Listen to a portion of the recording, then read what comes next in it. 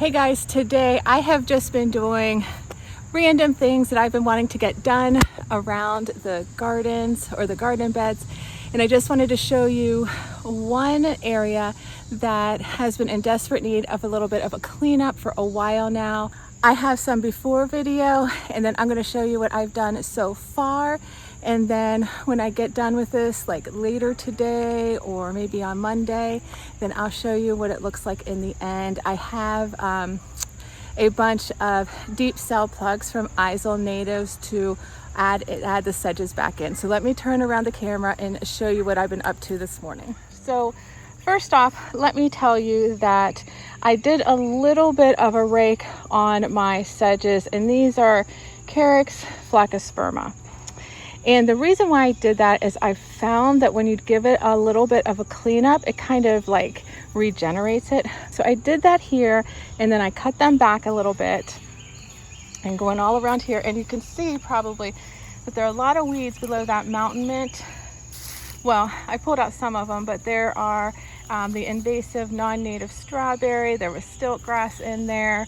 I will relocate the common blue violets, and you see like right here, like how not great these Carex look. That's because I think that they were being overwhelmed by those other plants. So I'm going to go ahead through here with my long-handled hula-ho and probably get all the weeds out, like this stuff right here, after I take, the majority of the common blue violets out, so I can relocate them. And then I have plugs up Carex flacosperma and Carex, I think it's lacocomus. Anyway, that's what I'm going to fill the area in back there. And then down here, I just did on my pathway, I just went in and cleaned up these Carexes to make the edge look nicer. And then all that stuff I pulled out, I'll use like to mulch or to compost. Here's something that you probably might be really interested in hearing about. So this area right here in my bird garden, all that bare spot used to be covered with golden ragwort. Well, I had some jewelweed come in, which I thought would be great because the golden ragwort would grow and flower, and then the jewelweed would take over and everything would be fine because the golden ragwort likes shade. Well, not so much, ladies and gentlemen. I had to pull all that jewelweed out to get my golden ragwort to go again. I don't know if you can see down there, but there are little seedlings that should take back over, and hopefully by next spring this will be the huge mass of golden ragwort that it once was. But yeah, cannot have that jewelweed covering up the golden ragwort. It looks like it may have impacted the ostrich fern too. Oh my goodness, look at this. You guys, I told you about this woodreed grass last year and how I thought it was going to be a favorite of mine. Look at it in the sun, in the dappled shade, and the wind blowing. Wow. Okay, I'm going to grow a lot more of that woodreed grass next year. This is a woodland grass, and that just looks fantastic. Okay guys, so that is it for now. I will come back to you when I am at my next stopping point in this project. Hey guys, I am back at it today trying to fix up the lining of this native plant bed behind me. And so what I need to do is I need to go ahead and get the piles of what can go in the compost. I need to get the invasive plants, and I'll just put those away, or I won't put those in the compost. And then I need to start putting the sedges out here, and I am going to show you how I use a hula-ho to clean up the edge of a bed. It's not a permanent type edging. It's just a little trick to clean up those edges if you just want to do something fast. So basically we are here at the same spot that we were, except for I did do a little edging with the hula-ho. It got these existing Carexes cleaned up. I think it's either laxocomus or flacosperma. I really think it's flacosperma, but I think I'm going to be putting in some other ones. I don't know. Anyway, So you'll see in the holes, I'm gonna pop in calyxes, and then I'm gonna just going forward have to do a better job of keeping the weeds from coming from the bird garden out. So might need to be doing some hoeing behind the calyxes in the future, just to keep that nice and clean looking. Native plant gardens don't have to look untidy. Oh my guys, check this out. My elderberries are loaded, absolutely loaded with elderberries. Those are for the birds, to my husband's dismay about everything I grow in this garden. Okay, I'm gonna go ahead and get started. Okay guys, this is my hula-ho with a long handle. I have a shorter one that I love when I'm just really getting down on the ground, but this one obviously is easier to do with things standing up. With the hula-ho, there's a little shake in this. So there's a little bit of a dance, if you will, that goes into using this, and it's basically just shaking it back and forth. So this is what I do with my hula-ho, just to kind of clean up an edge. I take it and I put it at an angle so I can like dig in at the corner, and then you do the little shimmy shake here, back and forth, and then I pull it forward. So I'm going back and forth, and then pulling forward at the same time. I think you can see on there how it's cleaning up that edge a little bit. I mean, this bed is really needing maybe a rock border, which I'm considering. But anyway, this is how I use the hula-ho to edge. Then pull all this out. And then we have a nice, clean little temporary type edge there, just to look nice for the short term. And I will do that along this whole thing.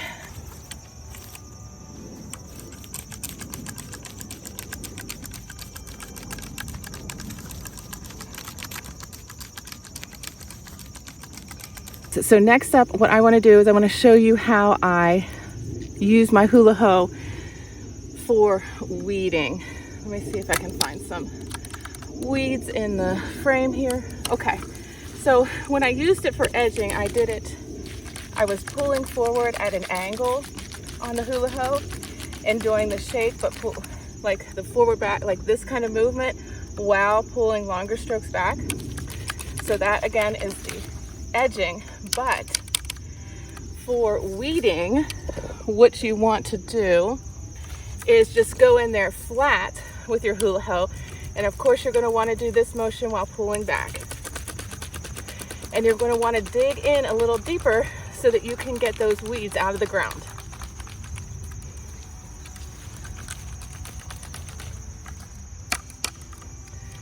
Now I'm just going to put these kind of in a little pile here and let them try and die before I go try and put them anywhere.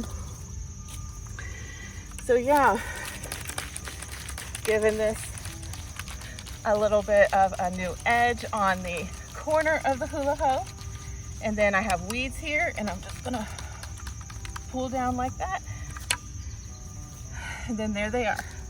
So guys, I typically don't like disturbing the soil because it agitates the seed bed and brings the weed seeds up to the surface. But in this instance, I'm having to get rid of those weeds, so I need to get under the roots, and I also want to clean up that edge.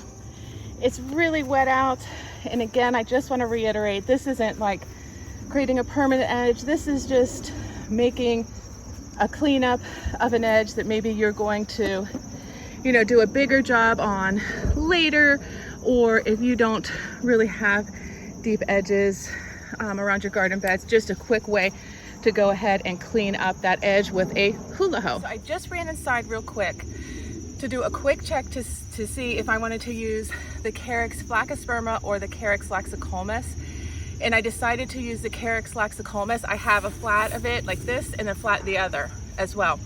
And the reason why I chose the Carex laxicolmus is because it actually likes a wetter environment. The two are so very similar, but the Laxicalmus will take more of a wetter environment, and the Flacosperma, while liking moist environments, can handle a drought. So I'm going to go ahead with the wetter of the two because this area is so wet all the time. Okay guys, now I'm just going to cut these back a bit just so that the new sprouts can get up there, and then some of the older foliage can die back a little bit.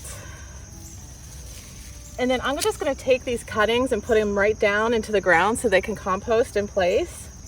What I've found with the calyxes is that they do like an occasional pruning. They don't seem to do well with a lot of, you know, limbs, dead limbs that are still connected around their base. That's my experience. I'm not sure if that's true or not, but what I have always found is that if I trim up a calyx that's looking kind of, you know, disheveled, and it just seems that once I get the dead foliage that's connected to the base out of there, it seems to kind of pop back to life. I don't know. Don't quote me on that. It's just what I have found to be the case.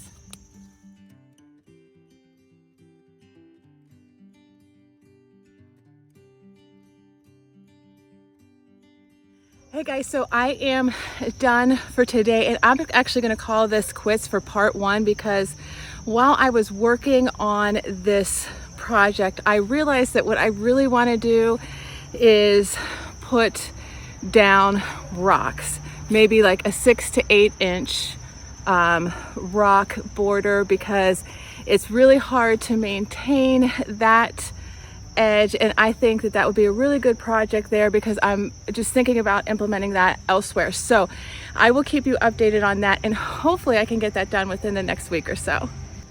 And now I'm going to go ahead and turn around the camera and show you where I left things and why I left them in the way I did. Okay, so now here we're coming up to the edge of my woodland bird garden, and you can see I don't think I put both of the plantings on the video, but I actually did 2 rows. I did 1 row, and then I thought another row of the calyx behind it would be a good idea to further suppress weeds. And then what I did is I went in and I put in some of my chipdrop.com wood chips.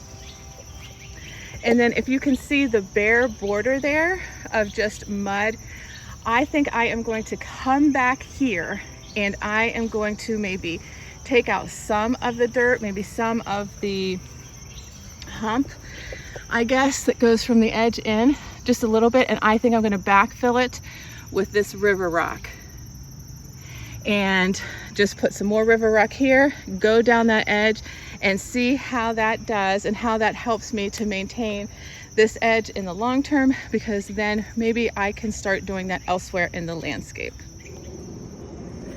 I did want to mention to you guys that I went up to my mulch pile and I wanted to get my grass clippings and put them at the very front of this border, where I think I'm going to put the rocks to hopefully like suppress weeds and then just add more organic matter there, since it's just going to sit bare until I figure out my rock project. Anyway, because it has been raining so much, it was really, those grass clippings were really like clumped up and gross. So what I'm going to do is when I take a little bit off the top of my lawn the end of this week, I'll get those grass clippings and just put them down if I haven't already completed the rock portion. And again, that's just to suppress weeds and to use that free organic matter and put it back into my landscape. Okay guys, that is it for today. I'm calling it quits, and I'm excited about the next phase of that project. And yeah, so I will keep you updated with that. And just thank you for joining me over the course of the past couple days while I get the front portion of my bird garden border cleaned up, tidied up, and just sharing some of the tips and tricks that I use to clean up garden beds, especially when it's getting late in the season. So anyway, thank you again for hanging out with me, and I will catch you again next time.